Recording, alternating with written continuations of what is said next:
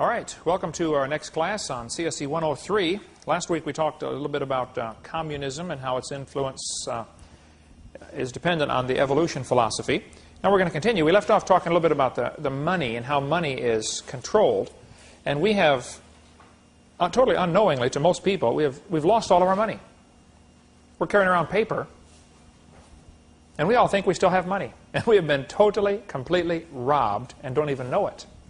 It's absolutely masterful the way they did this by taking away the money and giving us paper. And this was all done, if you missed that, watch the last class, but the Constitution the government's very clear that money is a certain number of grams of gold or silver, real money. Well, we don't get that anymore. We get paper notes. If I said, Steve, I'll buy your truck, I'm going to give you an IOU for $8,000. I give you the IOU and you give me the truck. And you walk around thinking, man, I've got $8,000. No, you have an IOU for $8,000, right? And all of the Federal Reserve notes that we have are IOUs. They are not money. But boy, have we been duped into that one. Okay. Mondex is a corporation that is probably going to be one of the one of the key players in the end times here toward the mark of the beast. Monetary and Dexter, this is what it is. It's a combination of these two words. It's how they chose the name Mondex for their corporation. Webster's Dictionary defines monetary as pertaining to money and Dexter as belonging to or located on the right hand. If someone is ambidextrous, what does that mean? They can use both hands, right? Dexter has relating to the hand. The word ambidextrous means able to use both hands, and Dexter means pertaining to the right hand. So MasterCard has 51% ownership of Mondex. Of course, MasterCard is one of the biggest credit card companies there is. Now think about the sequence here. You go to the store, you buy something from the store, they scan it over the scanner. It's all done electronically. Then they swipe your MasterCard. A phone call is made. Does this guy really have money? Comes back, yeah, he's fine. Go ahead, accept it. And the store must pay somewhere between 2 and 4% to MasterCard of the purchase. If you buy something for $100, MasterCard makes either $2, $3, or $4, depending on what arrangement they have set up. And they didn't do anything except guarantee that the card was good. And they have pretty high fraud rate, which I'm sure some of their interest, plus the person's going to pay interest on that card. So not only is it the interest you pay on your MasterCard, every time you purchase, the store must pay 2 or 3 or 4 or 5% to MasterCard just for the privilege of letting you do that. That gets to be an awful lot of money if you buy something. We bought a car once, not a new car, we bought a used car for my wife on a credit card. And, the MasterCard made a fortune off of that. 2 or 3%, I think it was like $9,000, for this used car, or $10,000, and it amounts to a few dollars. And it's just one transaction. So the same phone call. It didn't cost them much of anything. One of the leaders, Robin Kelly, said, "This is the final stage in becoming a global reality," said Robin Kelly of Mondex International. "With MasterCard's backing, there's nothing to stop Mondex now from becoming the global standard. You need to keep an eye open for smart cards. They are coming next. You guys in the military already have a Mark card, which has an enormous amount of information in there. It's a little computer circuit built right into a card. You got yours with you? You got to have it with you, right? Steve, you got yours? That little Mark card. The next step is very simple. It becomes a little microchip, and it's injected in the right hand. I met last night. I was in Little Rock, Arkansas, and I met with, this morning I was in Little Rock, but I met with Carl Sanders. Carl Sanders has been a friend of mine for years. He is one of the guys who helped invent the little microchip. And he travels all over and speaks on this topic. He's a Christian and shows people, look, folks, we are very close to the coming of the Lord. 20 years ago, the prophecy that everybody would receive a mark in their hand or in their forehead before you could buy or sell, 20 years ago, that was people laughed at that prophecy. Yeah, right. How are you going to get a mark to buy or sell? And Carl Sanders has a lot of information how the Greek word for mark is etching. And microchips are etched in the silicone. And he goes through a whole series of how it fits exactly what the book of Revelation says is going to happen. Some type of little chip is probably what's going to be the mark of the beast. And it's going to be in the right hand or the forehead. Anyway, smart cards are here. SET technology means secure electronic transaction. Everybody that uses their credit card, of course, wants to make sure, is this secure? Are you going to give my credit card number to other people so they can charge stuff? You know, it's assumed that the card is secure. It's called SET technology. It's interesting they chose that name because Set is the Egyptian god of evil, or Satan. It's just a coincidence, I'm sure, but AT&T Lucent Technologies purchased the franchise from Mondex USA. Their logo is the symbol of the solar serpent, the red dragon, which is Lucifer. How many have ever seen Lucent Technologies' red circle? You see it all over the place, on telephones. I mean, there's a huge corporation.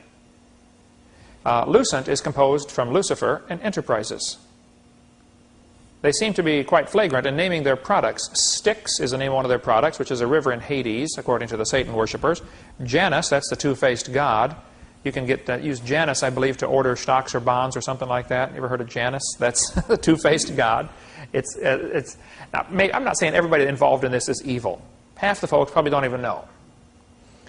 But Satan does have plans for a one-world government. And you have to control the money. People will not be able to buy or sell without their authority.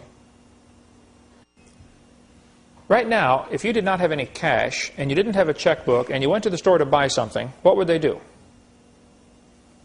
They would not let you buy it, right? It's just going to be very simple. I don't think there's going to be a big thing where Christians get to stand up and say, I'm refusing to take this mark, here, chop my head off.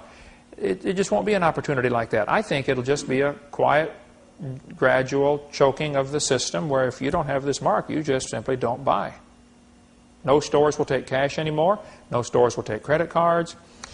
Anyway, this is the things I've been told about some of this, so you can read it for yourself and check it out if you'd like. There's an email and website to get information. But Lucent Technologies is naming their products like Styx and Janus. Inferno, promoted with a quote from the Inferno, a story about Lucifer in the bowels of hell. This company deliberately chose to move their new offices into 666 Fifth Avenue in Manhattan. That's what I was told, and I saw the picture of the building, 666 on the building. Now, whether they moved since then or not, I don't know, but that was, somebody sent me a video about that. There's a lot of information going around. Okay, Karl Marx's next plank in the Communist Manifesto. We've been going through his 10 planks in the Communist Manifesto. Number 6 was government ownership of communication and transportation. Right now, the government owns just about every car in the United States.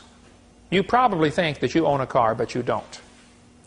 When the car was manufactured, a certificate of, I think they call it a certificate of manufacture, was created.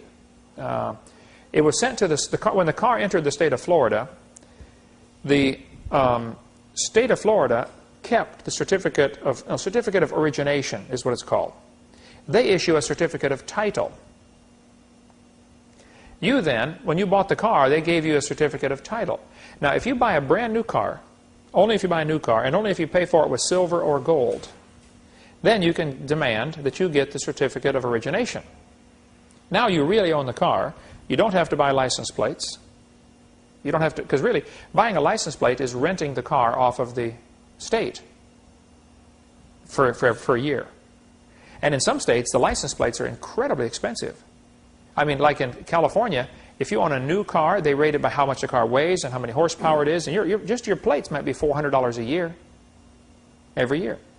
So the government right now has control of transportation. This is one of the Communist Manifesto planks, and we have slowly allowed this to happen and not realize what we've done. Very few people even realize this has already been accomplished. The goal was to accomplish all these things with the least amount of waves, and so the fewest possible people understand what's happening. And it has worked. Government ownership of factories and agriculture. And there's been an enormous amount of work in that. There's stories told of, there are so many agricultural agents that are regulating these farmers. The farmers are under so many regulations. They have to get their agent to tell them, what can I plant this year? Is it okay if I plant corn this year? Please, please. I'd like to plant corn. No, there's too much corn on the market. Why don't you plant soybeans this year? They tell them what to do. Two government agents were meeting one morning, and one of them was crying. And his friend said, what are you crying about? He said, my farmer died. They have about one farmer per agent. There are that many agents out there. It's unbelievable what's happening. And more farmers are finding it more and more difficult to keep going under all the bureaucratic regulations. So small farmers are going out of business, and they're selling out to the huge co-ops, and there are gigantic farms being created, just like they have in the Soviet Union for years. Now, in the Soviet Union, the efficiency is real bad. If they bring in, if they plant and if they harvest 100 bushels of corn, only about 10 or 15 bushels makes it to the store. There's so much waste. I mean, this is all a communist system over there, and the guys who's plowing the field, he doesn't care. He's trying to get in his 8 hours. He could care less about that field, okay? If it's tractor's low on oil, oh well, tough. It's not my tractor, it's the government's tractor. Private property ownership is the only way things like this can possibly work. So, Communist Manifesto, plank number 7, was government ownership of factories and agriculture. And it's really pretty incredible how far along this has already succeeded in America, where they tell the farmers what they can plant. They now have satellites up in Europe, well, satellites all over the world, but they're spying on farmers to see if they have more cows than they're allowed to have, or more sheep than they're allowed to have. They can actually count them from the satellites. Oh, you're cheating. You've got more than you're supposed to have, or you're planting more stuff than you're supposed to have. We have just about lost this battle, folks. Number 8, his goal was government control of labor. The union movement began. Of course, there was a good cause for the unions, because the factories were cruel and ruthless, and child labor laws and all sorts of things. So there's a real tough call here of who's right and who's wrong. But in general, the union's mentality is, we're going to tell you what you have to pay us. And the Bible mentality, as I understand it, is, if I own this field and I say I'm going to pay you, $6 an hour to come pick my corn, and you don't like it, well, then go get a different job. Go plant your own cornfield. If you don't like it, go get your own cornfield. But see, the union's mentality is very different. When I was up at General Motors in the union, it was so frustrating to me, because I was on an assembly line job, we built middle-sized trucks like they use for dump trucks and school buses and that size, the C60, C70 series at General Motors. The truck comes down the assembly line, and we would do our job to the truck, and sometimes the line would break down. There were people who would deliberately break the line down just because they wanted to go take a coffee break.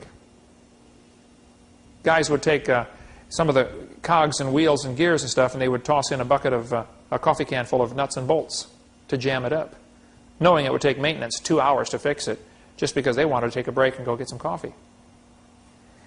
After all, it's not their factory. They're getting paid by the hour regardless. So when the line would break down, I would grab a broom and sweep the floor. The union steward came by and chewed me out royal and said, "Don't you ever sweep the floor around here." I said, "Why not? The line's broke. I'm sitting here doing nothing. I don't like to be idle. I want to do something." He said, "By you sweeping that floor, you're taking bread off of somebody else's table. They hire a sweeper to do that." My father-in-law, I was with him yesterday up in Arkansas. My son, Kent, was just with him this morning and left up there. He was general foreman at Caterpillar Tractor Company. And the stories he can tell would just curl your hair, the stuff they would have to do. They have to hire like 5 people. If they really need 3 people to do a job, they have to hire 5. Because absenteeism is so incredible, because the union knows, the people know, hey, they can't fire me without real red tape going through. One of the guys that swept the floor at General Motors when I worked there up in Truck and Coach Building 6, his name was Red. We called him Red, big, tall, red-headed fella. He only worked 3 days a week. He would call in sick at least 2 days a week. I mean, for the whole 2 years I was there. I said, "Red, why do you work 3 days a week?" He said, "Well, I just can't quite make it on what they pay me for 2. That's his thinking. Well, okay. You can't help a fellow like that, Okay. But government has got an enormous amount of control over the labor market. Number 9, corporate farms, regional planning.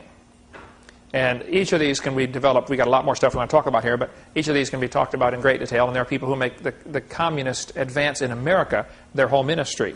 Folks, we have just about lost the war to communism. And if you think communism is dead, you are really deceived.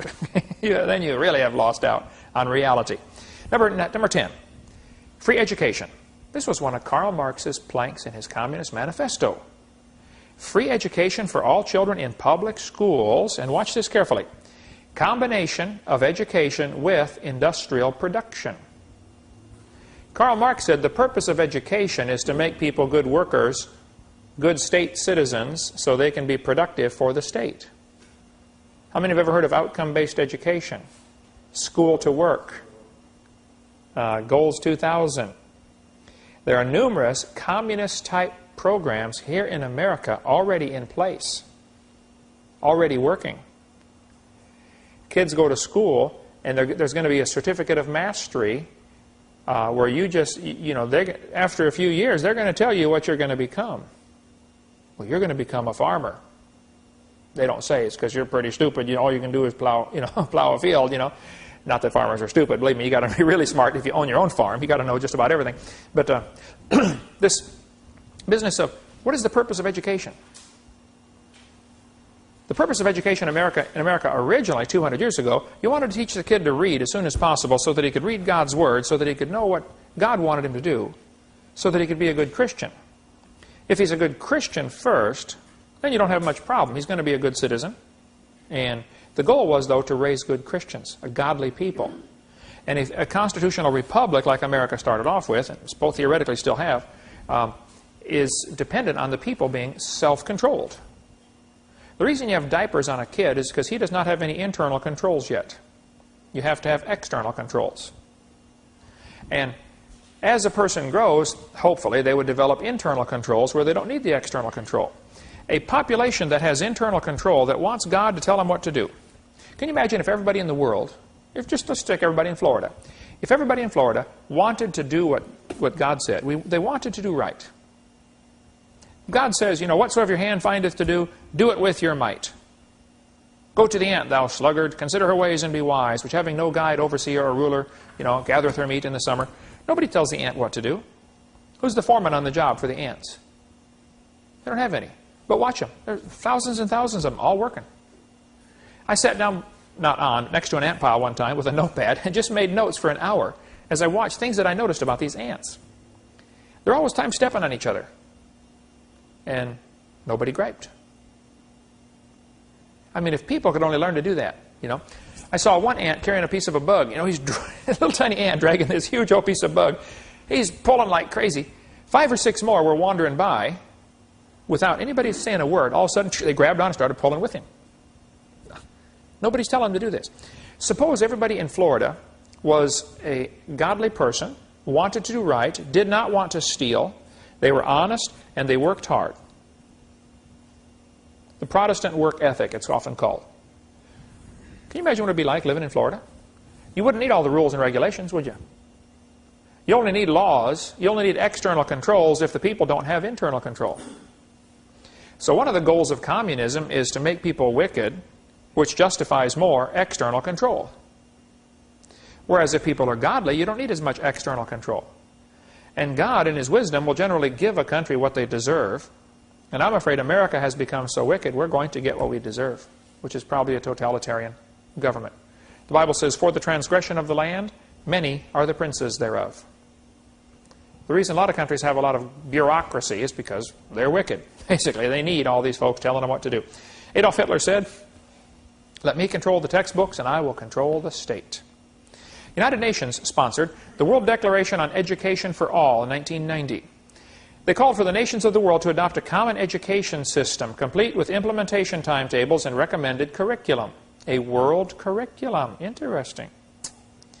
In our own nation, Goals 2000, School to Work, and the elementary and secondary diapers kids profiles of learning, now before Congress, are totally consistent with the one world government recommendations of the 1990 UN Declaration.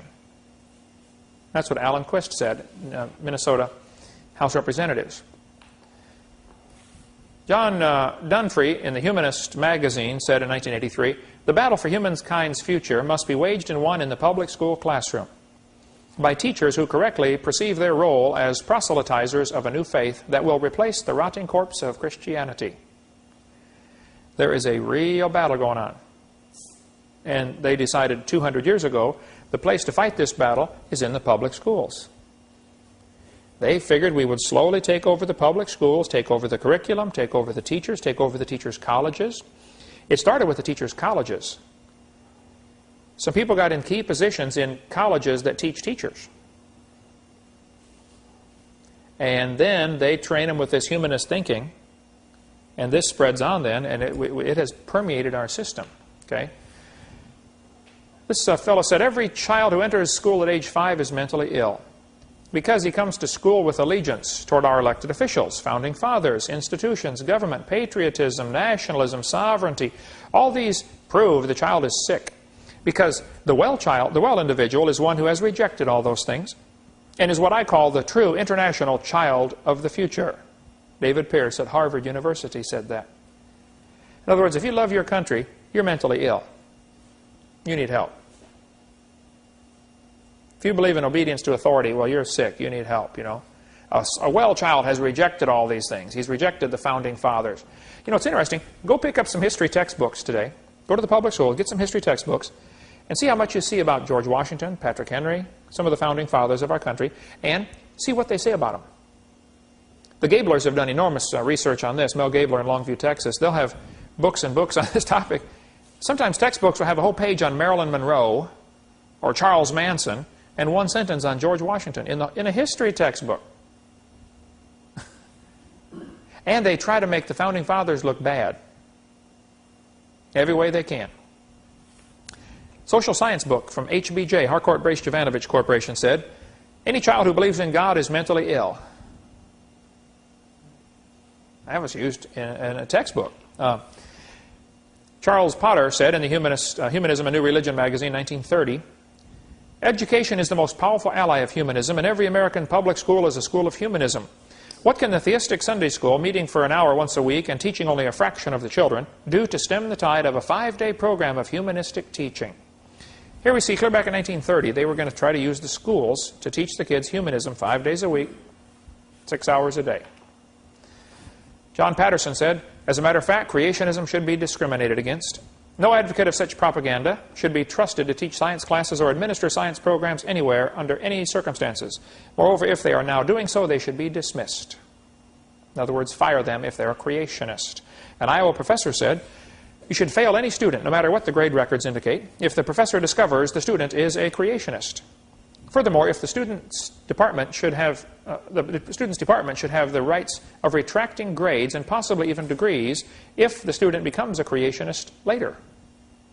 Wow, he's real open-minded about the subject, isn't he? Mr. Yefremov, David's dad, David does our video editing here. David's dad came to my house a couple years ago and laid his diploma on my desk. He's from Ukraine. He said, Dr. Hovind, here's my high school diploma. I thought, yeah, you got 5 kids, 2 in college, you know. Why are you handing me your high school diploma? But I didn't say that to him, you know. He said, you don't understand. When I was in Ukraine, my senior year in high school, he said, I had good grades. Here's my grade card. He showed me. Over there, they give them a 1, 2, 3, 4, 5. 4 and 5 is, you know, B's and A's. It was all 4s and 5s. He said, I had good grades. I said, yeah, I see that. He said, well, we took a quiz or test before we can graduate. And one of the questions on the test was, do you believe in evolution? I said, no. They refused to let me graduate.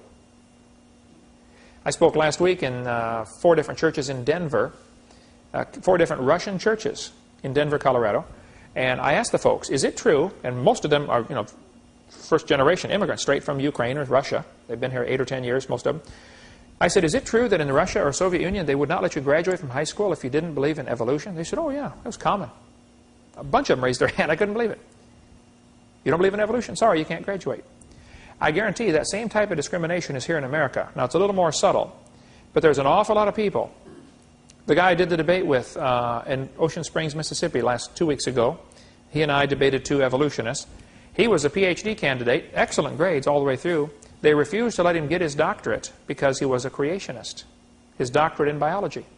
Kicked him out of the program. I'd have sued him if it was me. I wouldn't have hesitated, okay? That's discrimination. But it happens. And we've got, when we get to question answer session, video number 7 of my series, we'll show you some of the people that I have met who have been discriminated against, or people who I've talked to or heard about, who just because they were creationists lost their jobs, lost their educational opportunities, lost government grant money. It's incredible. The communists learned years ago that they can get a few rich folks like Rockefeller particularly, and some others, to use their grant money as a means to advance the cause of communism. See, they will, it's manipulative. They will say, oh, we're going to do a study on such and such, and here we will grant you $2,000 or $20,000 or $100,000 to study this. as long as it goes along with the evolution thinking. What do you think NASA is doing? How much of the NASA budget goes to try to prove life on other planets?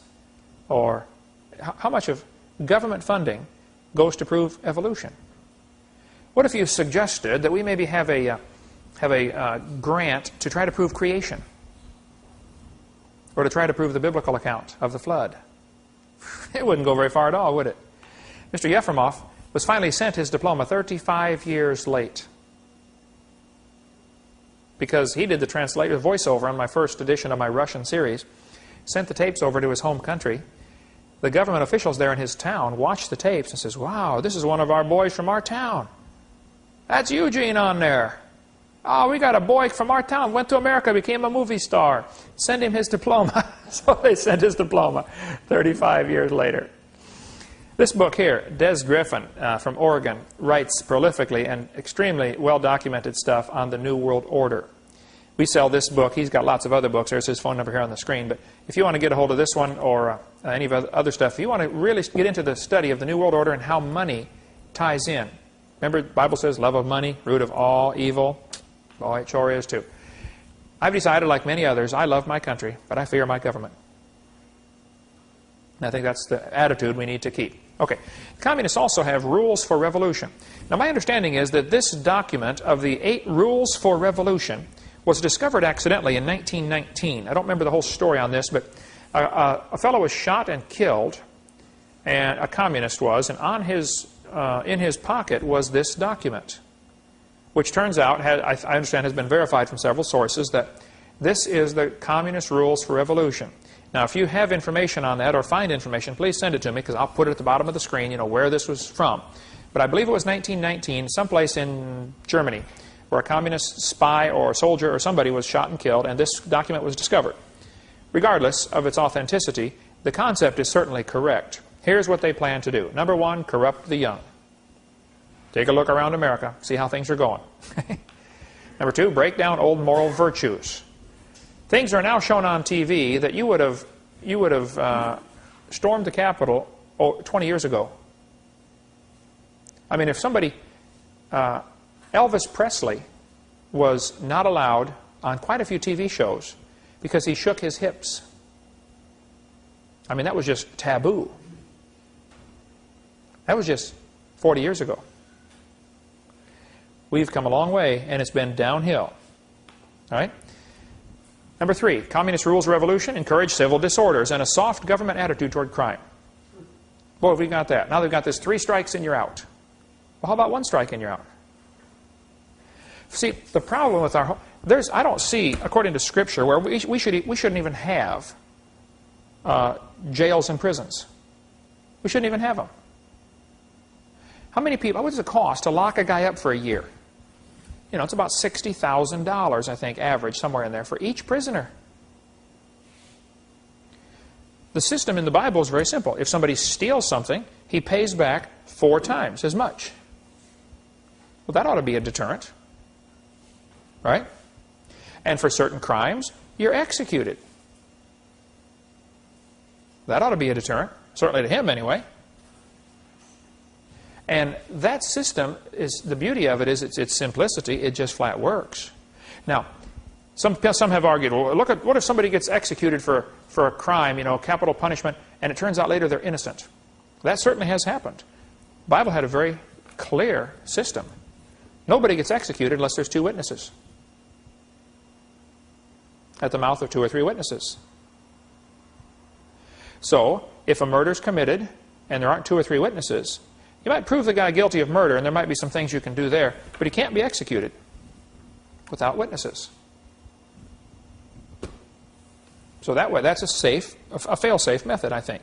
And Ray Comfort in California, my crazy friend Ray Comfort, has a great message on that. You can get a hold of raycomfort.com and get some of his. He's got tremendous messages on. You never met him, have you, Eric? You need to go out there and meet him. Next time you're in Southern California, you got to meet Ray Comfort. The guy's... He's crazy. Anyway, number 4, divide the people into hostile groups.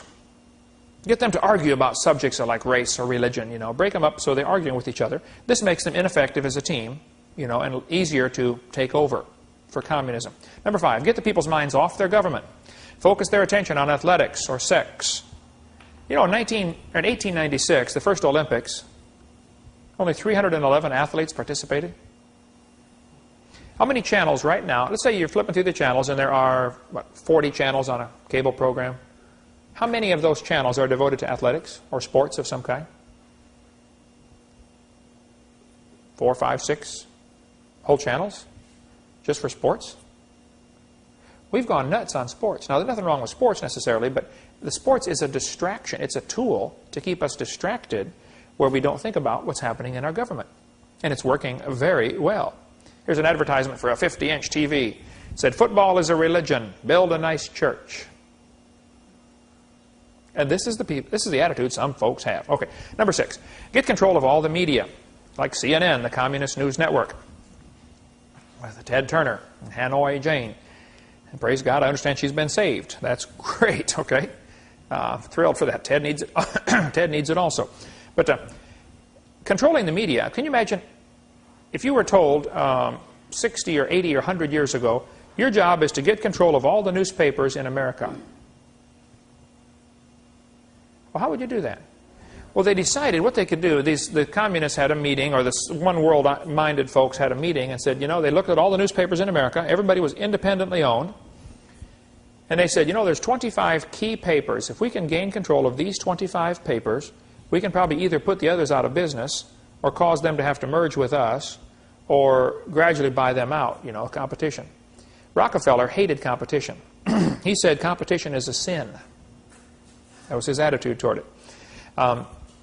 Rockefeller with Standard Oil had, I think, a 90% monopoly of gasoline sales in America before the government made him break it up, broke up the monopolies. You studied that in history class. Rockefeller would go into a town, and if there were 10 gas stations, he would buy as many as he could, hopefully at least 6 or 7 or 8 of them. There was always a few, 2 or 3, that just refused. You know, this was my granddaddy's, you know, station, and we're not selling. I don't care what you offer us. We're not selling. Okay? So if gas at that time was selling for 20 cents a gallon, Rockefeller would tell all the stations in town, the ones that he owned in that town, I want you to sell it for 16 cents a gallon. Less than the cost of buying it. They'd say, boss, it costs us 17 cents to buy it. We sell it for 20. We make 3 cents. He'd say, sell it for 16 for the next 3 months. He would lose a lot of money for 3 months. What would happen to the other 3 stations? Go out of business. Now he owns every gas station in town. So guess what happens to the price? Up to 23 cents a gallon. You got to make the money back, you know, that we lost. I mean, that's the type of thing they did. And government got involved, right or wrong, I don't know, but they did, and tried to break up some of these monopolies. Okay, David Rockefeller of the Rockefeller dynasty, Grandpa John D. Rockefeller was the one who started this. John D. Rockefeller, if you read the story about John D., it'll just blow your mind. The guy lived to be 90 years old, but 90-some years old. He, absolutely ruthless man in many ways, particularly in business. But he started this Rockefeller dynasty by selling oil as medicine. Hey, take a spoonful of this crude oil, you know, drill it out of the ground. Drink a spoonful of oil will make you live longer, you know. Snake oil salesman. And developed a huge monopoly, a huge amount of money selling oil. That later led right into our modern medical movement. The AMA, the medical profession, is tied in strongly with the drug cartels, which is tied in strongly with the Rockefellers. And it all goes back to money. Anyway, let's read what he says here. Rockefeller is an international billionaire, a humanist, a CFR kingpin. That's the Council of Foreign Relations, okay, the kingpin. He's a founder of the Trilateral Commission, a world order godfather, and in all probability the high school graduate voted most likely to be hanged for treason. He voiced his praise of the controlled U.S. media for keeping their oath not to divulge the globalist plans to the public. Speaking to his fellow conspirators at a meeting in 1991 in Baden, Germany, one of the famous Bilderberger meetings. How many have ever heard of the Bilderbergers before? Okay. This is a group of folks, they meet once a year to lay plans for how can we gain more control of the world. Rockefeller said, "We are grateful to the Washington Post, the New York Times, Time Magazine, and other great publications whose directors have attended our meetings and respected their promises of discretion for almost 40 years. He went on to explain, it would have been impossible for us to develop our plan for the world if we had been subjected to the lights of publicity during those years. But the world is now more sophisticated and prepared to march toward a world government. The supranatural means above national, supranational, sovereignty of an intellectual elite and world bankers is surely preferable to the national autodeterminism practiced in past centuries. What he says here is, we'd be better off with a world government with bankers, like himself, in charge, instead of every nation running their own people. His mentality was, we need a one world government. It's always been that way, and they work toward that very hard. And Rockefeller and their clan have been one of the primary people involved in aiding communism. They kept communism alive because you got to have an enemy to justify all this big arms race we got going on here. Pretty soon people get sick and tired of paying all this money for, missiles and submarines and aircraft carriers when, for what, There's no enemy. Many wars could not have been fought if it weren't for going off the gold standard. During the Civil War, when they're on the gold standard, you got to have gold. You just can't buy ammo otherwise. Gold and silver. You got to have real money. Well, if all you got to do is crank up the printing press and print more paper money, well, that's simple to do. There's an awful lot of tragedy in the world. A lot of people died in wars that could not have been fought were it not for this love of money stuff we talked about earlier. Okay, here's what some of the news media anchors have said, like Richard Cohen, senior producer of CBS Political News.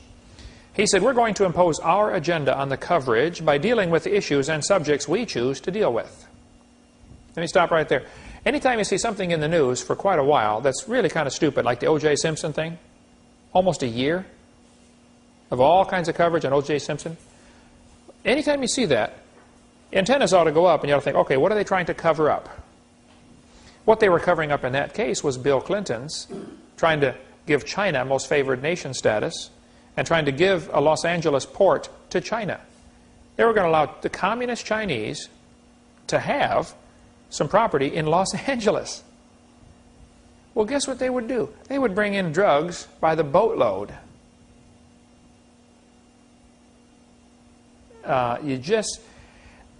So many folks that have whole ministries dealing with what's happening, United Nations, and Chuck Baldwin does a great job on that. You heard me on his program the other day. He said, he can give you lots more information on this. Okay, here's President of CBS News, Richard Salant, former president. He said, our job is to give people not what they want, but what we decide they ought to have. Manage the news for them, just like in the Soviet Union. The New York Times is deliberately pitched to the liberal, that's socialist, point of view. New York Times, certainly a liberal paper. News reporters are certainly liberal and left of center, Walter Cronkite said. He should know, he's one of them. Barbara Walters said, the news media in general are liberals, socialists. Number 7, rules for revolution, destroy people's faith in their leaders. Wasn't hard to do here for the last 10 years, was it? Joseph Stalin is this is attributed to him. I can't prove that he said this, but many people say that's right. Okay. He said, those who cast the votes decide nothing. Those who count the votes decide everything.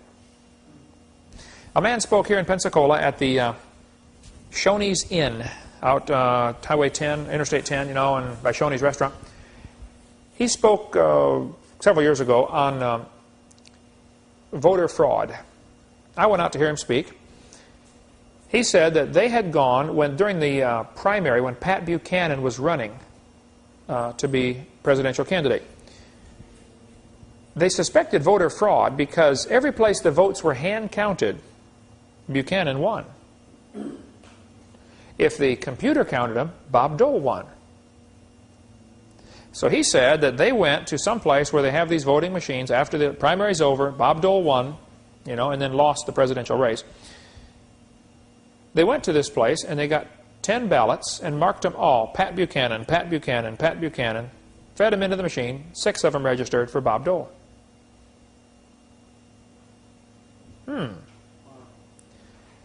Now, somebody who has no morals, like Bill Clinton, they're not above this. Figure out some way to get into the voting system and control it. And all the people think, well, I voted for the right guy. Yeah, but your vote didn't do anything. So really, all you need is a few people in key places who can control who's counting the votes, or how they're counted.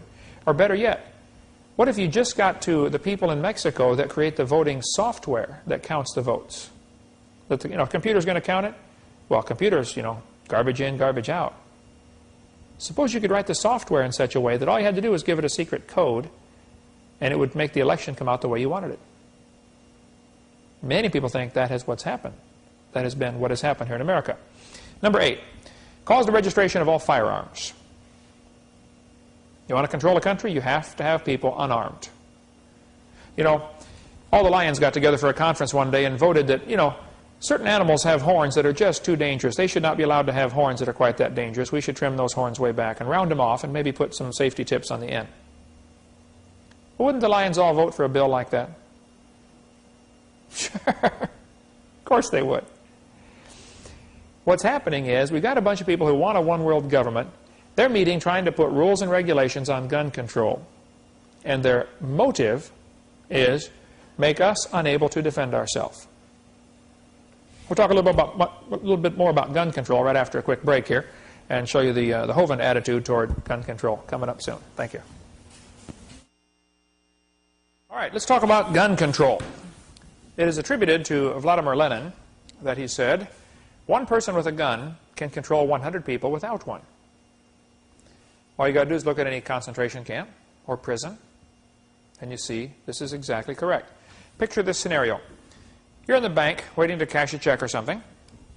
A guy walks in with a gun and says, everybody lay on the floor. Well, everybody lays on the floor. He has the gun. Now, picture this scenario. Everybody in the bank has a gun. Everybody's carrying a concealed weapon.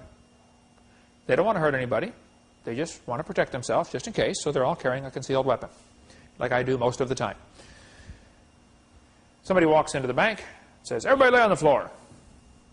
So 100 people pull out their gun. Sir, you lay on the floor. Right? That's all it takes. Gun control is not about guns, it's about control. Lenin called for disarming the people. Stalin called for gun control. Hitler called for gun control. See, gun control goes back to the basic idea of, I have power over you. I have the gun, you don't. You do what I say. I am in control, which goes back to Satan's basic idea of, hey, ye shall be as gods. And whoever has the power, has the control, they feel like they are God in that situation. And the American government has done a wonderful job of getting bigger and better weapons, and we can certainly control during wartime. We dominate. You guys are in the military, and I think our military system is wonderful. It's great. But what if the wrong people get in charge of it? Then we're going to dominate who? Who gets dominated? Us. Yeah. It's going to be used on us. There's a website about this, members.localnet.com /BobG/IFA6 if you want to get more information on that. Don Boys, a good friend of mine, was a member of Indiana House of Representatives, lives in Ringgold, Georgia, near Chattanooga, Tennessee. He travels and speaks on creation, and really, really smart fella. He said, gun control is not about guns, but it's about control. He said, you might be a liberal if you don't trust honest Americans with automatic weapons, but you do trust the federal government with them. He said, you might be a liberal if you think guns are the cause of crime, but you don't think matches are the cause of arson. Think about that. You might be a liberal if you think the death penalty is government-sanctioned killing, but you don't think a prison sentence is government-sanctioned kidnapping. That is a good one. You guys are a thinker. I love the way he thinks, I said, wow, why didn't I think of that, The Second Amendment to the Constitution was very clear.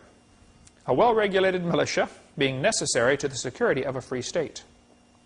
The right of the people to keep and bear arms shall not be infringed. So if Congress passes a law that bans people from owning machine guns, that law is null and void. It is a violation of the Second Amendment. A law is null and void from the moment it is passed if it violates the Constitution. So you don't have to wait until it's proven unconstitutional. It's unconstitutional right away. You cannot violate the Constitution. So no matter what laws they pass, it doesn't matter because the Constitution takes precedence over all of this. The purpose of the Second Amendment was not so we can go duck hunting. It's so we can protect ourselves from our own government if need be. I saw the videotape of a lady testifying before Congress. They were debating about gun control. She sat there in front of all these guys, you know, these senators who wanted gun control. And she said, I was in the restaurant in Texas when the man came in shooting people. Was that Luby's restaurant? Yeah. She said, I was in there with my mom and dad. They were having their 40th anniversary. Dad had taken mom out for 40th anniversary dinner. The guy came in, began shooting people, shot my father in the head. He was laying there dying, and my mom was holding him in her hands, and the guy's still going around shooting people. And I said, Mom, he's not looking. Let's get out of here. And we had a chance to escape. So I grabbed Mom, pulled on her, and said, let's go, Mom. And she said, I ran out the door. I turned around and realized Mom hadn't come with me. The gunman went over, shot my mom point blank in the head, and killed her. She said, I'm not mad at the guns. She said, and you guys are debating on gun control. Please do not vote for any gun control. We don't need gun control. We need criminal control. She said, we need guns in America. The purpose of the Second Amendment was so that we can protect ourselves from you guys. And she pointed right to them. I thought, yay, somebody finally figured out why we have the Second Amendment. The purpose of the Second Amendment is the last defense if the government goes bad. The Founding Fathers were sharp. They had just come out under the rule of King George. And the only way to keep government in line is for government to fear the people. See, if the people fear their government, you now have tyranny. If the government fears the people, you can have freedom. The government ought to be afraid to pass laws and afraid to do things that are unconstitutional because there's too many patriots out there that love their country and love their freedom. Many animals that eat grass have big horns. What do you need horns for when you're eating grass? Does that help meat the grass? No. All he wants to do is eat the grass, right? But the lion keeps jumping on his back. He doesn't have the horns to help him eat the grass. He has the horns to keep the lion off his back so that he can just eat the grass. We've always had guns around our house, lots of them, and they're always loaded. I didn't tell my kids, pretend like it's loaded. It was loaded. It is. An unloaded gun is just a club. And when I pick it up, if I got to shoot it, I want to be ready to shoot it. I don't want to say, hold on, sir, I got to find my bullets. You know, like Barney, where's my bullet? Man, they're in it. They're ready to fire. Pick it up, flip the safety off, and hit the trigger. And go, and there's guns everywhere. And my kids have grown up with that, and they have started shooting when they were 3 years old. I wanted them to be good shots. They knew real well, don't touch that gun or Daddy's going to spank you, and you won't forget that one for a long time. I tell you when you can touch the gun, okay? I don't want to shoot anybody. Honestly, I don't. Never have. Hope I never have to. I have guns because there are some people that want to come, hurt my family. I just want to protect my family, that's all. I'm like the bull. I don't want to hurt anybody. I just want to eat the grass, but if you jump on my back, you're going to get it. Period. I think that's the right and godly attitude. As I understand Scripture, there are two kinds of wars, basically. There are wars of aggression, where you're trying to take over somebody else's property. That's wrong. Then there are wars where you just have to defend yourself because somebody else is having a war of aggression against you. Now, if you are the aggressor trying to take somebody else's land, you're wrong. Okay? They ought to shoot you. They have a right to shoot you. It's called self-defense. But if somebody's coming to take away my property or harm my wife or my children, I have a right to defend myself. That's a universal common sense law, the right to self-defense. And that's what guns are about. And gun control is going to be slow, gradual choking down where you no longer have the ability to defend yourself. The Lions held a conference to outlaw horns on animals. They said it was dangerous to allow these untrained animals to have such dangerous weapons. They cited examples where some animals had been accidentally harmed by horns. We need to outlaw horns on the animals. Well, why would the Lions hold a conference like that, do you think? Obviously, they have an ulterior motive, don't they? Remember when the kids got shot in Colorado? Right away, the liberal media jumped on the gun control issue, didn't they? Those kids broke 18 gun laws breaking into that school, or going into that school, shooting everybody. They violated 18 gun laws.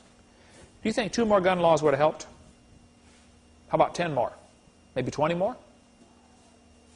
They don't care. Criminals don't care about the laws you pass. The purpose of those laws is only to get the honest citizens to become criminals by breaking those laws. Liberal media jumped on gun control. You know, maybe the real issue is, should we have public schools?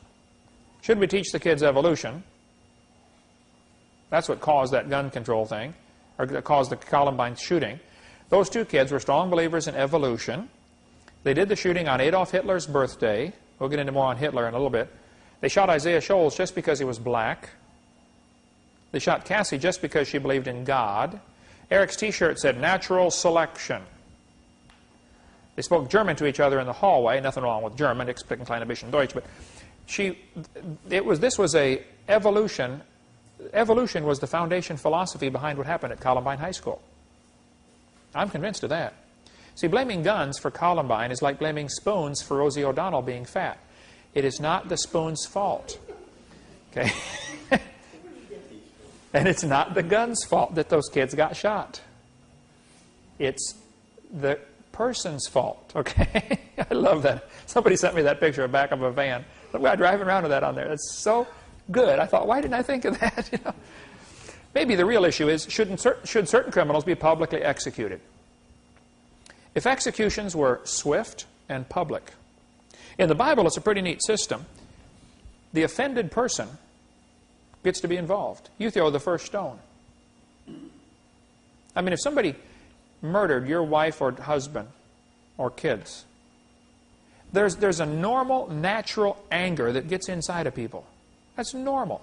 I'm angry. Look what they did to me. And the proper godly response, the release of that, God knows, He made people. He knows what we're built like. He did the whole thing, okay? It gives a relief, a release of this tension when you can see that person who did that harm to your family executed. Should you choose to be involved in it? I want to flip the switch. Okay. I want to throw the first stone. This gets the anger out. Maybe you saw the movie Forrest Gump, you know, where the lady at the end of the movie, she's throwing rocks at that house, you know, that her dad molested her in. And old Forrest said, sometimes there just aren't enough rocks, you know. There's just something in people that they just want to get closure. And this causes closure. How many people right now tonight, they were harmed, or someone in their family was harmed, the person who harmed them is sitting in jail. That person tonight is a nervous wreck, thinking that person in jail might escape. Right? How many women have been raped? The guy who raped them is in prison, scheduled for release today. I sat yesterday and had dinner with 3 Arkansas representatives, and they were talking about, you know, this... They're talking about, one of the guys introduced a law to make rape a capital offense where you get executed. Execute people for rape. And one of the other congressmen says, well, that didn't take away their life. He said, yeah, it did. That did take away their life. Think about it. Yes, it does. Okay, maybe we should think about, should all law-abiding citizens be required to carry guns to protect themselves? Suppose every teacher in Columbine High School was required to be armed, and the kids all knew it. Do you think they would have gone down the hall shooting everybody? No. One of the auto parts places, it wasn't AutoZone, but DAPS or one of those, I forget, national chains, decided that they're going to have signs put on all their doors, no guns allowed. No guns allowed on these premises. What does that sign say to a criminal? That says, rob me. Doesn't it? Duh. You don't need to be a genius to figure it out. And so the National Rifle Association, NRA, or else the Gun Owners of America, which is even a more conservative properly thought out organization than National NRA, Gun Owners of America, GOA. I'm not a member of either group. I love what they do. I'm just not a member of any groups except my church. That's all I got time for. But they wrote to them and said, we're going to tell all of our people not to buy at your store.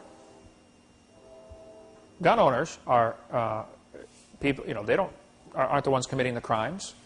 They're the ones wanting to defend themselves. They just want to eat the grass. They just have the horns just in case, That's all. Hitler is reported to have said, now I've taken some criticism over this quote because some people say, I searched Hitler's writings and couldn't find this. I cannot prove that he said this, okay? I've tried desperately to find the evidence of this. I've had some people tell me, oh yes, it's absolutely true, Hitler said that. Other people said, well, it hasn't been proven yet. Whether the quote is legitimate or not, I don't know. The philosophy certainly is, okay? It is reported that Hitler said in 1935, this year will go down in history. For the first time, a civilized nation had full gun registration. Our streets will be safer, our police more efficient, boy were they, and the world will follow our lead into the future. 1935. Janet Reno said, gun registration is not enough. She said, waiting periods are only a step. Registration is only a step. The prohibition of private firearms is the goal. Howard Metzenbaum, former senator from Ohio, said, what good does it do to ban some guns? All guns should be banned. Wait till Howard gets robbed a few times. He'll change his tune, right? Okay. Sarah Brady, you've heard of the Brady Bill? Sarah Brady said, our task of creating a totally socialist America can only succeed when those who would resist have been totally disarmed. You have to disarm your enemy. What's the first thing you do in war? You conquer somebody, you beat them, everybody surrenders. Take away their guns. Desert Storm. Thousands of Iraqis surrendered. Did they let them keep their weapons? No. You got a couple of Marines with machine guns can guard a couple of thousand Iraqis that are unarmed. Right? Bill Clinton, former President of the United States of America, people say, oh, why did you misspell it on there? Oh, no, it's not misspelled. He's a communist through and through, okay? Clinton's philosophy is certainly communistic. Hillary's worse. Clinton said, and we should, then every community in the country could start doing major weapons sweeps and then destroying the weapons, not selling them. The idea is to destroy the weapons. Australia had gun control. In the first 12 months after Australian gun owners surrendered their guns, this was a couple years ago, they surrendered 640,000 personal firearms. They were destroyed. Cost the government $500 million to destroy the guns in Australia. Homicides nationwide went up 3.2% after gun control. Assaults are up 8%. Armed robberies are up 44%. Well, I thought they took away the guns. How can you have armed robberies? Well, duh. You think the criminals are going to surrender their guns? Are you dumb in any other area? In the state of Victoria, homicides with firearms went up 300%. Figures over the previous 25 years show a steady decrease in armed robbery with firearms. There's been a dramatic increase in break-ins and assaults of the elderly since they banned the guns. What's the average criminal thinking? Let's see, nobody has guns anymore. Everybody's an easy target, right? In 1911, Turkey established gun control. For the next 6 years, 1.5 million Armenians, unable to defend themselves, were rounded up and exterminated, killed. 1929, Soviet Union established gun control. Over the next 30 years, 20 million dissidents, unable to defend themselves, were rounded up and exterminated. 20 million people. Do you know how many that is? Jews are prohibited from carrying firearms and ammunition according to a Nazi gun control decree in 1938. Germany established gun control in 1938. They had gun registration first. Now gun control. They decide who gets them. 1939 to 1945, 13 million Jews and others were unable to defend themselves and were rounded up and exterminated. Brian works in our ministry. He can give you lots of details on what happened here, but when the Warsaw Ghetto decided, they're killing us, let's go fight them. They only had like 5 guns. Most of the Jews had never touched a gun, had no idea how to use one. Only a few people even knew how to use them. They put up a horrendous fight against the Nazis, I mean, in an extremely lousy situation. They're going to get killed anyway. Go down fighting. Okay? China established gun control in 1935, and for the next few years, 20 million political dissidents unable to defend themselves were rounded up and exterminated. Guatemala established gun control in 1964. Over the next 16 years, 100,000 Mayan Indians unable to defend themselves were rounded up and exterminated. Uganda established gun control in 1970. For the next 8 years, 300,000 Christians unable to defend themselves were rounded up and exterminated. Cambodia established gun control in 1956. 1975 to 77, 1 million educated people unable to defend themselves were rounded up and exterminated. Defenseless people rounded up and exterminated in the 20th century because of gun control, 56 million. Next time someone talks in favor of gun control, ask them, who do you want to round up and exterminate? With guns, we are citizens. Without guns, we are subjects. Our founding fathers were sharp. They said, look, you have to allow people to defend themselves. There are many people in our government who have a communist philosophy, whether they know it or not. They might not even know it. But they do have a communist philosophy which leads right to this idea, you know, we really ought to take away everybody's guns. Only the UN should have guns because we can trust them. Oh, yeah, right. Okay. The plan is very simple. The communists have used this for years. You create a crisis, and then you bring in your solution. Hitler blew up the government building, the Reichstag. He blew it up himself, or had his people blow it up. And then he said, wow, look at this, terrorists, that means we need more gun control. Everything that happened at Waco and at Oklahoma City was all part of the same thing. It was purposely done to cause people to panic and give up their rights and establish more gun control. Long stories can be told about that, okay? Communist definition of peace is simply the absence of resistance. When everybody quits fighting, then we have peace. Surrender your guns and we'll be fine. Karl Marx, the father of communism, wanted to dedicate his book to Charles Darwin. He sent a copy of his book, Das Kapital, to Charles Darwin, and on the front page he wrote, dedicated to Charles Darwin from a sincere admirer, Karl Marx, 1873. Karl Marx knew full well communism couldn't survive without evolution as a philosophical base. I read somewhere, I don't remember, I think it's in The Long War Against God, Karl Marx, when he read Darwin's book, he wrote a letter to Engels, who supplied all of his money, because Marx was a loser, never worked a day in his life. He said, Engels, I just read this book by Darwin. This is perfect to justify our theories of communism. Well, all through his speeches, Karl Marx referred to evolution. Notice this. Marx often bowled over opposition with mountain-moving declarations of superconfidence. Historical evolution is on your side, he shouted to followers. Capitalism, brought into being by the laws of historical evolution, will be destroyed by those same laws. All you got to do is read through Karl Marx's stuff, and you'll see him referring to evolution over and over again. This was the philosophy. Comrade Stalin, communist, entered school. He went to a Christian school as a child. While still a pupil at the ecclesiastical school, Comrade Stalin developed a critical mind and revolutionary sentiments.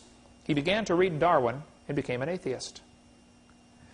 Now, Joseph Stalin read that book. That changed his life forever.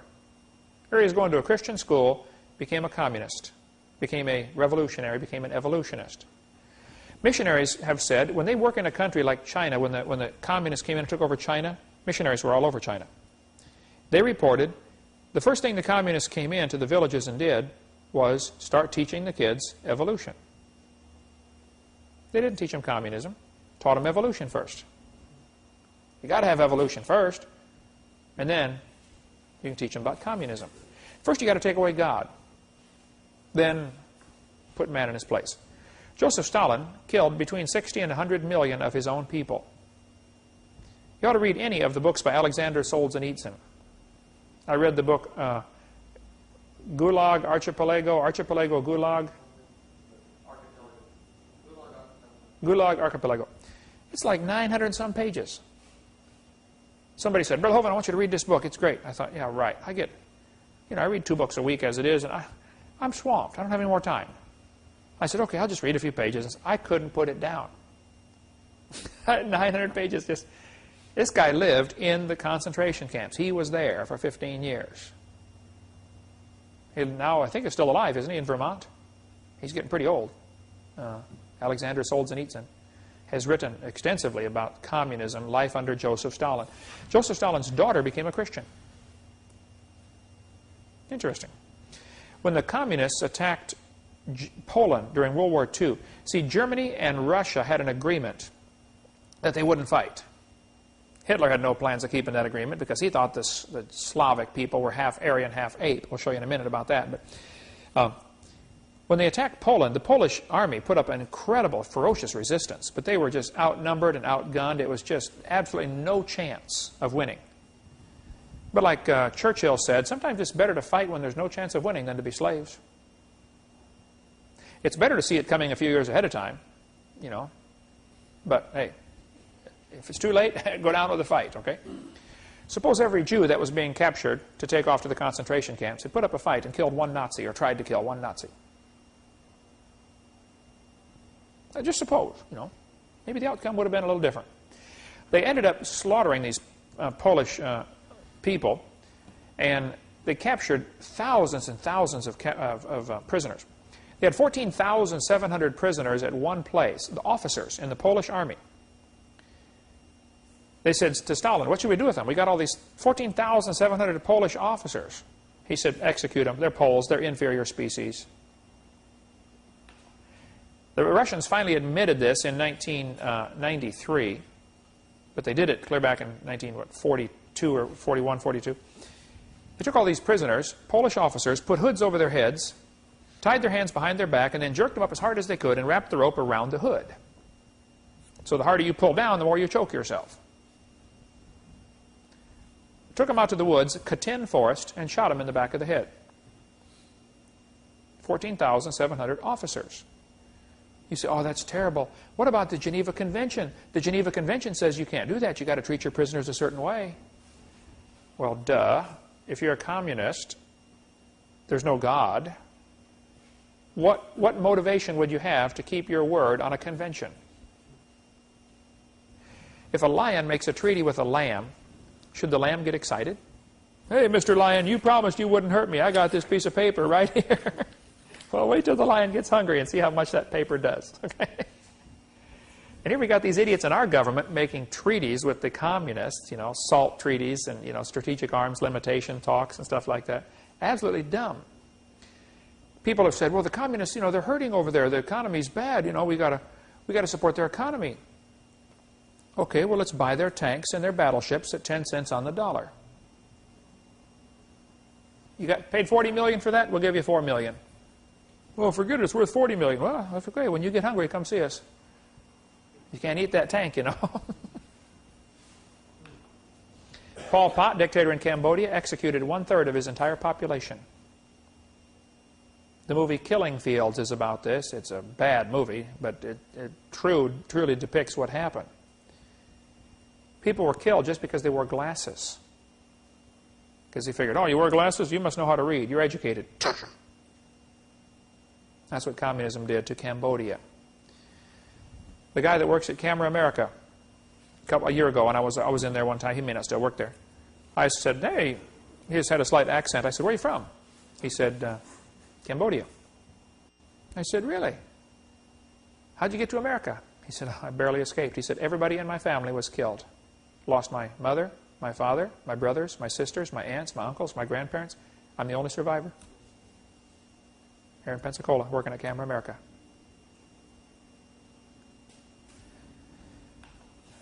In 1975 to 1979, the Khmer Rouge in Cambodia, Pol Pot was the leader, they began executing people.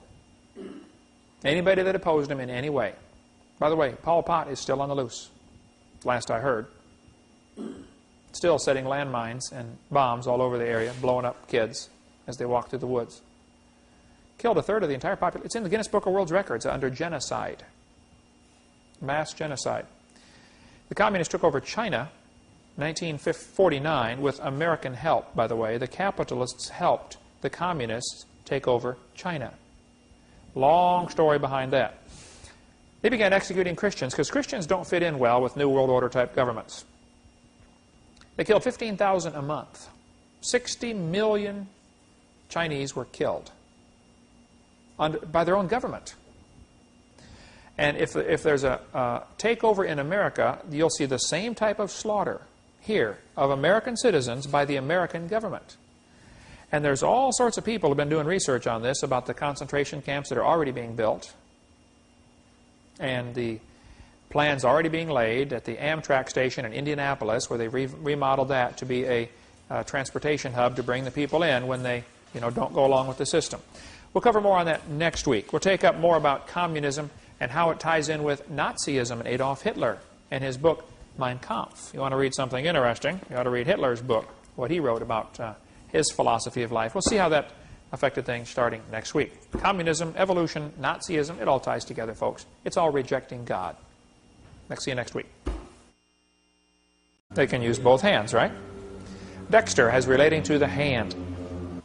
The word ambidextrous means able to use both hands, and dexter means pertaining to the right hand. So MasterCard has 51% ownership of Mondex. Of course, MasterCard is one of the biggest credit card companies there is. Now think about how the sequence here. You go to the store, you buy something from the store, they scan it over the scanner. It's all done electronically. Then they swipe your MasterCard. A phone call is made. Does this guy really have money? Comes back, yeah, he's fine. Go ahead, accept it. And the store must pay somewhere between 2 and 4% to MasterCard of the purchase. If you buy something for $100, MasterCard makes either $2, $3, or $4, depending on what arrangement they have set up. And they didn't do anything except guarantee that the card was good. And they have pretty high fraud rate, which I'm sure some of their interest, plus the person's going to pay interest on that card. So not only is it the interest you pay on your MasterCard, every time you purchase, the store must pay 2 or 3 or 4 or 5% to MasterCard just for the privilege of letting you do that. That gets to be an awful lot of money if you buy something. We bought a car once, not a new car, we bought a used car for my wife on a credit card. And, the MasterCard made a fortune off of that, 2 or 3%. I think it was like $9,000, for this used car, or $10,000. And it amounts to a few dollars. And it's just one transaction. So the same phone call. It didn't cost them much of anything. One of the leaders, Robin Kelly. All right, welcome to our next class on CSE 103. Last week we talked a little bit about communism and how its influence is dependent on the evolution philosophy. Now we're going to continue. We left off talking a little bit about the money and how money is controlled. And we have, totally unknowingly to most people, we've lost all of our money. We're carrying around paper, and we all think we still have money. And we have been totally, completely robbed and don't even know it. It's absolutely masterful the way they did this by taking away the money and giving us paper. And this was all done, if you missed that, watch the last class, but the Constitution or the government's very clear that money is a certain number of grams of gold or silver, real money. Well, we don't get that anymore. We get paper notes. If I said, Steve, I'll buy your truck, I'm going to give you an IOU for $8,000. I give you the IOU and you give me the truck. And you walk around thinking, man, I've got $8,000. No, you have an IOU for $8,000, right? And all of the Federal Reserve notes that we have are IOUs. They are not money. But boy, have we been duped into that one. Okay. Mondex is a corporation that is probably going to be one of the one of the key players in the end times here toward the mark of the beast. Monetary and Dexter, this is what it is. It's a combination of these two words. It's how they chose the name Mondex for their corporation. Webster's Dictionary defines monetary as pertaining to money and Dexter as belonging to or located on the right hand. If someone is ambidextrous, what does that mean? But AT&T Lucent Technologies purchased the franchise from Mondex USA. Their logo is the symbol of the solar serpent, the red dragon, which is Lucifer. How many have ever seen Lucent Technologies' red circle? You see it all over the place on telephones. I mean, there's a huge corporation. Lucent is composed from Lucifer and Enterprises. They seem to be quite flagrant in naming their products. Styx is the name of one of their products, which is a river in Hades, according to the Satan worshippers. Janus, that's the two-faced god. You can use Janus, I believe, to order stocks or bonds or something like that. You ever heard of Janus? That's the two-faced god. Now, I'm not saying everybody involved in this is evil. Half the folks probably don't even know. But Satan does have plans for a one-world government. And you have to control the money. People will not be able to buy or sell without their authority. Right now, if you did not have any cash and you didn't have a checkbook and you went to the store to buy something, what would they do? They would not let you buy it, right? It's just going to be very simple. I don't think there's going to be a big thing where Christians get to stand up and say, I'm refusing to take this mark, here, chop my head off. It just won't be an opportunity like that. I think it'll just be a quiet, gradual choking of the system where if you don't have this mark, you just simply don't buy. No stores will take cash anymore. No stores will take credit cards. Anyway, this is the things I've been told about some of this, so you can read it for yourself and check it out if you like. There's email and website to get information. But Lucent Technologies is naming their products like Styx and Janus. Inferno, promoted with a quote from the Inferno. A story about Lucifer in the bowels of hell. This company deliberately chose to move their new offices into 666 Fifth Avenue. It said, this is the final stage in becoming a global reality, said Robin Kelly of Mondex International. With MasterCard's backing, there's nothing to stop Mondex now from becoming the global standard. You need to keep an eye open for smart cards. They are coming next. You guys in the military already have a mark card, which has an enormous amount of information in there. It's a little computer circuit built right into a card. You got yours with you?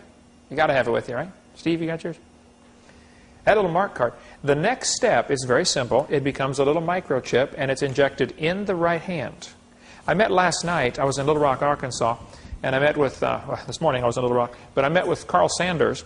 Carl Sanders has been a friend of mine for years. He is one of the guys who helped invent the little microchip. And he travels all over and speaks on this topic. He's a Christian and shows people, look, folks, we are very close to the coming of the Lord. 20 years ago, the prophecy that everybody would receive a mark in their hand or in their forehead before you could buy or sell, 20 years ago, that was people laughed at that prophecy. Yeah, right. How are you going to get a mark to buy or sell? And Carl Sanders has a lot of information how the Greek word for mark is etching, and microchips are etched in the silicone. And he goes through a whole series of how it fits exactly what the book of Revelation says is going to happen. Some type of little chip is probably what's going to be the mark of the beast. And it's going to be in the right hand or the forehead.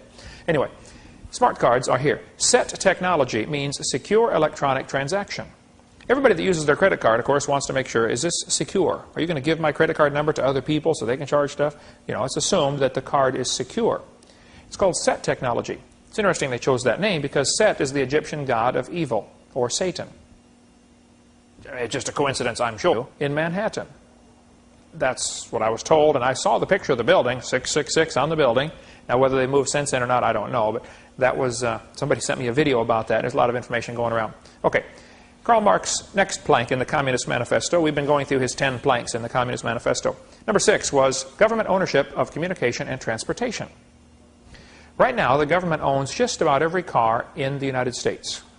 You probably think that you own a car, but you don't. When the car was manufactured, a certificate of, I think they call it a certificate of manufacture, was created. It was sent to when the car entered the state of Florida, the state of Florida kept the certificate of origination, is what it's called. They issue a certificate of title. You then, when you bought the car, they gave you a certificate of title. Now, if you buy a brand new car, only if you buy a new car, and only if you pay for it with silver or gold, then you can demand that you get the certificate of origination. Now you really own the car. You don't have to buy license plates. You don't have to, because really, buying a license plate is renting the car off of the state for a year. And in some states, the license plates are incredibly expensive. I mean, like in California, if you own a new car, they rate it by how much the car weighs and how many horsepower it is, and just your plates might be $400 a year, every year. So the government right now has control of transportation. This is one of the Communist Manifesto planks, and we have slowly allowed this to happen and not realized what we've done. very few people even realize this has already been accomplished. The goal was to accomplish all these things with the least amount of waves, and so the fewest possible people